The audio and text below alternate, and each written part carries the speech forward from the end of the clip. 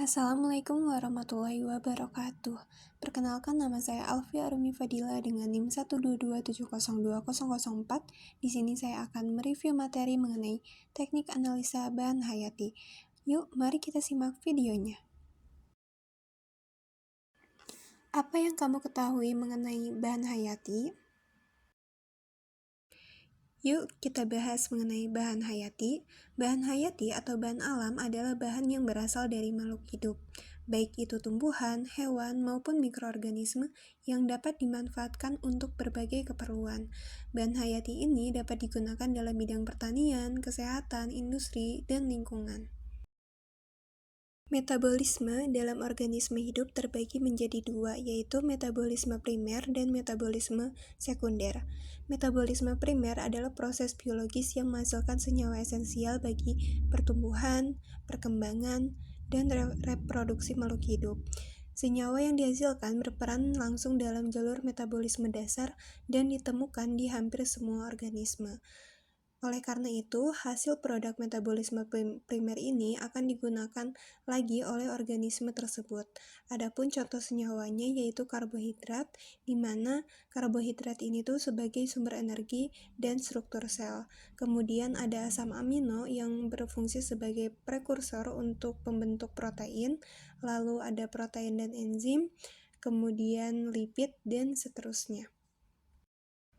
Kemudian, metabolisme sekunder adalah jalur metabolik yang menghasilkan senyawa yang tidak esensial bagi kelangsungan hidup organisme, tetapi berperan dalam interaksi lingkungan, seperti perlindungan terhadap predator, komunikasi antar organisme, dan adaptasi terhadap stres. Adapun produk hasil sampingan dari metabolit sekunder biasanya digunakan sedikit oleh organisme tersebut atau dilepas di alam atau dilepas dari tubuhnya. Biasanya atau umumnya, hasil produk dari metabolit sekunder ini digunakan oleh teknik analisa bahan hayati untuk dimanfaatkan.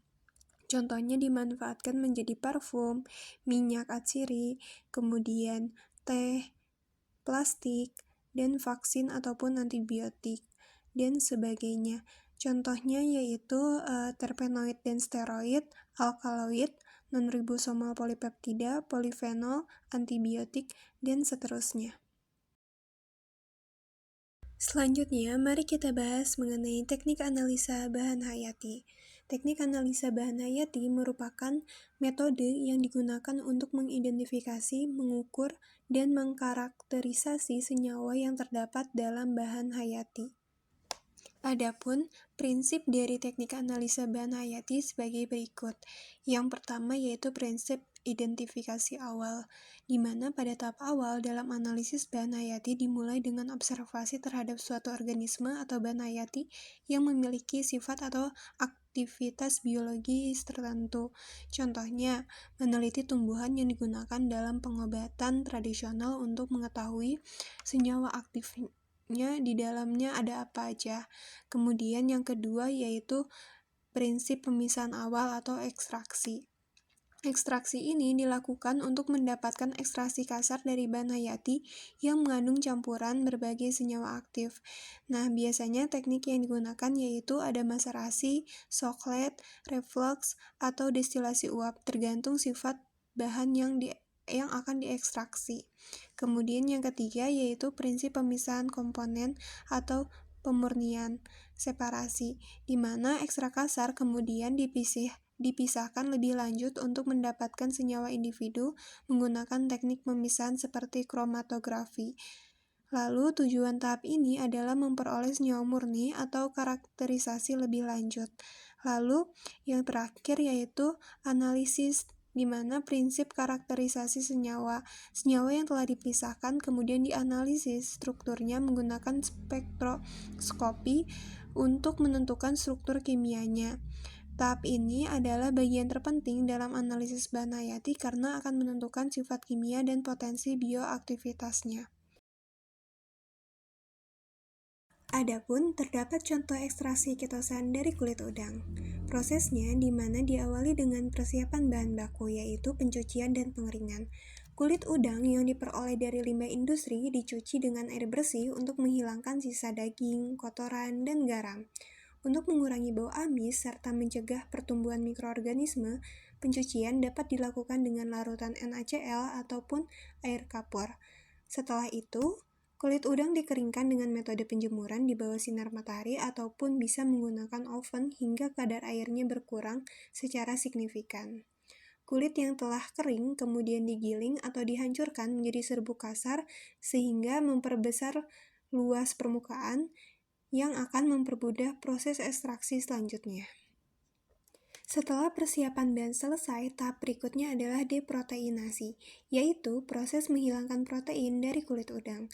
Dengan cara, serbuk kulit udang direndam dalam larutan NaOH untuk melarutkan protein yang masih tersisa.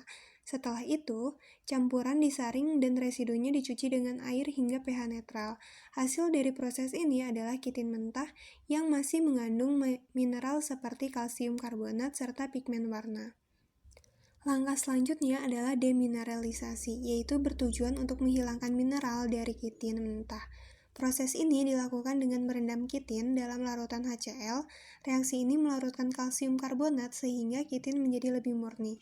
Setelah itu, residu disaring dan dicuci kembali dengan air hingga pH netral. Hasil akhir dari tahap ini adalah kitin murni yang masih memiliki warna kemerahan akibat kandungan pigmen warna.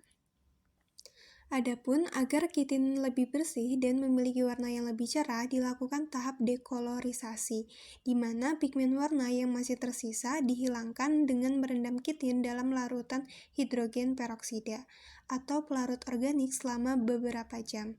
Setelah proses ini, kitin yang dihasilkan menjadi lebih putih dan siap untuk dikonversi menjadi kitosan. Kemudian, tahap terakhir dalam ekstraksi adalah deasetilasi, yaitu proses mengubah kitin menjadi kitosan. Proses ini dilakukan dengan merendam kitin dalam larutan NaOH pekat.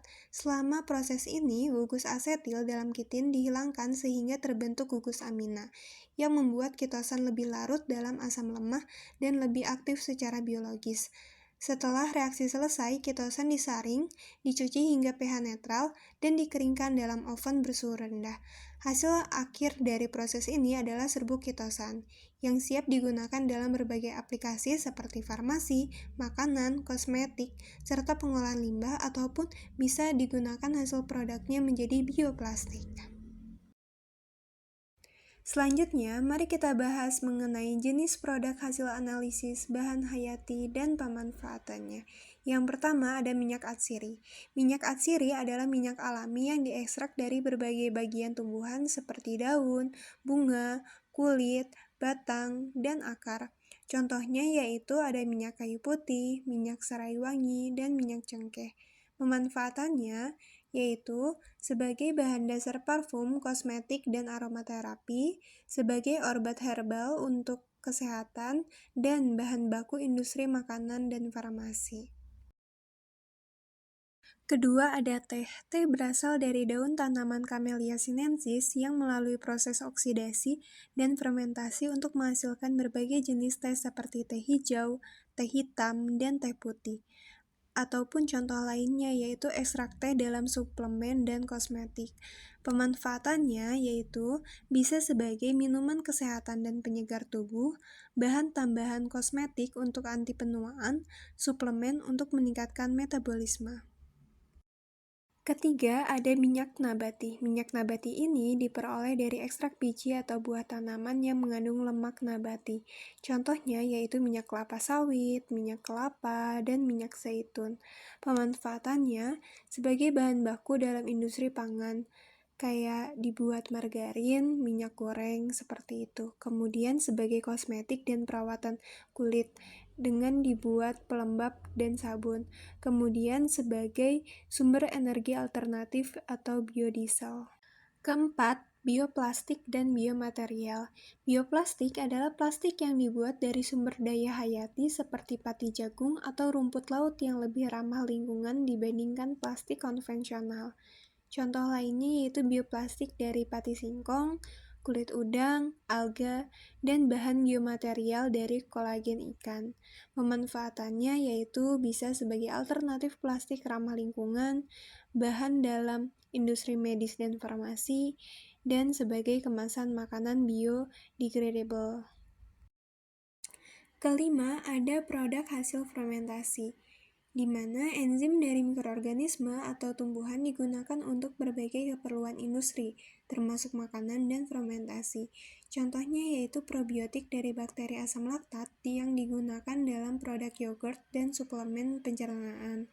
Manfaatannya, yang pertama, pembuatan produk fermentasi seperti yogurt dan keju, kedua industri farmasi untuk enzim terapi, dan yang ketiga, industri tekstil dan deterjen, yaitu dari enzim protease dan lipase. Yang terakhir yaitu pewarna alami. Pewarna alami ini berasal dari pigmen tumbuhan dan hewan yang digunakan dalam industri makanan, kosmetik, dan tekstil. Contohnya, ekstrak kunyit kurkumin sebagai pewarna makanan kuning alami. Kemudian ada karmin atau asam karminat dari serangga. Ini memberikan warna merah yang digunakan dalam makanan, contohnya pada permen, dan kosmetik, seperti di lipstik atau blush on. Pemanfaatannya yang pertama, pewarna makanan yang lebih sehat dibandingkan pewarna sintesis. Yang kedua, industri kosmetik seperti lipstik dan blush on. Dan yang ketiga, pewarna dalam tekstil ramah lingkungan. Adapun contoh pemanfaatan bahan hayati dalam kehidupan sehari-hari, yang pertama, bidang kesehatan. Obat herbal dari tanaman seperti jahe untuk mengatasi mual dan madu sebagai antiseptik alami. Kemudian, industri pangan, contohnya probiotik dalam yogurt untuk kesehatan pencernaan dan enzim dalam keju untuk proses fermentasi. Yang ketiga, pertanian. Contohnya pestisida alami dari ekstrak neem atau mimba untuk mengendalikan hama tanpa merusak lingkungan. Yang keempat, industri kosmetik di mana contohnya minyak esensial dari lavender dan lidah buaya untuk produk perawatan kulit dan rambut. Yang kelima, ada industri energi. Contohnya bioetanol dari fermentasi tebu dan biogas dari limbah organik sebagai sumber energi terbarukan. Dan yang terakhir yaitu lingkungan. Contohnya bakteri pengurai dalam bioremediasi untuk membersihkan limbah minyak dan plastik biodegradable dari pati jagung. Pemanfaatan bahan hayati ini terus berkembang seiring kemajuan teknologi dalam bioteknologi dan farmasi. Sekian dari saya. Wassalamualaikum warahmatullahi wabarakatuh. Terima kasih.